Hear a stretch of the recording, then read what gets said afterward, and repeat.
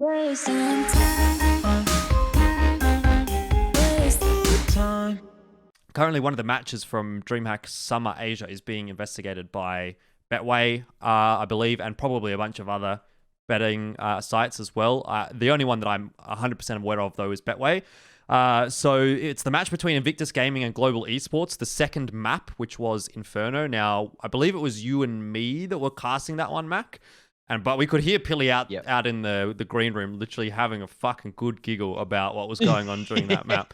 So look, we even to say what's happening. What are your thoughts on this? It was a pretty interesting map, I will say that much. And the result obviously was that Global won the map. So that already sort of raises a few alarm bells. The fact that we went into that tournament saying that Global pretty much shouldn't do shit. And then, you know, they go up against Invictus, who admittedly, Invictus wasn't playing that well in DreamHack Summer. We will talk about all this, like all the results and stuff, this match-fixing sort of investigation aside. We just didn't think that Global would be able to do anything. So they did get this map, and, you know, what's been going on essentially is now, after the fact, a lot of the people who put a bet in on Betway have received a message which says, "This game in question and the market are being investigated for irregularities. This bet will remain unsettled pending the outcome of the investigation by an external body.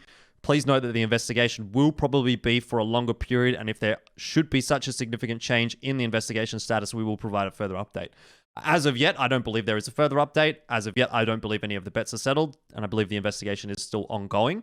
And what has triggered a lot of suspicion around this is that one of the betting sites, not Betway, as far as I understand, but another one, has had the map 2 odds for map 2 change drastically just before we went into the second map. So the odds were 1.781 for Global and 1.97 for Invictus, which, compared to other betting websites, the odds were about 1.03 to 1.11 for Invictus. So you can see there's a bit of a discrepancy going on there.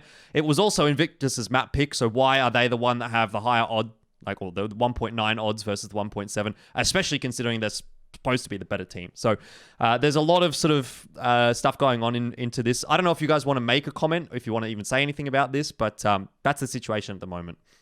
Look, I'll just say that even before we went into this tournament, I was just looking at it and I'm like, underdog team that's maybe not even a top 10 team in Asia going into a tournament with 3 Chinese teams. I was just watching every global game. I was like this. I was like, oh, let's just keep an eye on these games. Okay, let's see how these ones go. And when I was watching that map, exactly like you said, I was like, this is looking a bit fishy, and that's all I'm going to say about it. The way that they were playing is not conducive to how they usually play on Inferno. It's a map that they've beaten the best team in the region on. It's a map that they go to as their bastion of their home pick. And they were making some very, very rookie mistakes and very glaring errors up against a team they should be beating every day of the week. And that's even before you factor in the fact that you said, like, there was a massive odd shift. To me, you can't draw any conclusions. But the main thing I'm happy about is that betting websites are actually looking into this and actually investigating that, because that's the main thing. The way that people keep getting away with this kind of a thing is when people aren't punished for it regularly, when the regulatory bodies and the websites that do the betting don't actively look at this thing and actively investigate it, because even just the act of saying that you're investigating it, even if nothing comes of it, is a deterrent to some in itself. And I think that's a really good thing.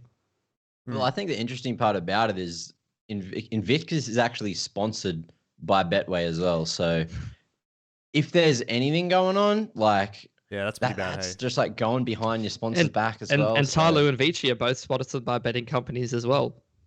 I mean, a lot of companies in esports, a lot of teams in esports are sponsored by betting companies. By the way, I just want to put it out there that we're not saying that this was a match fix. We're not saying that Invictus threw this game or anything like that. I want to just say that this is simply exactly what's happening. The investigation is occurring. That much we know. From our perspective, the match was a surprise. That much I will say. I was surprised to see the result. But I wouldn't go so far as to say that there is definitely enough evidence to say that it was a throw.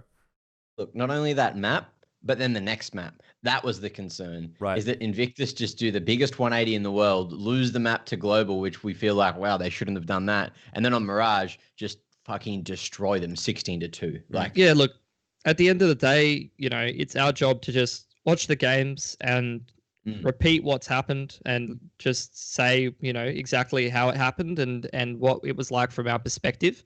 But we're not the judge here, you know. It's up to the regulatory bodies to investigate, gather evidence, and make decisions. It's just as the fans, as commentators, all we do is watch the games and just repeat what's happened. So, you know, if you can draw conclusions as you want. Wasting time.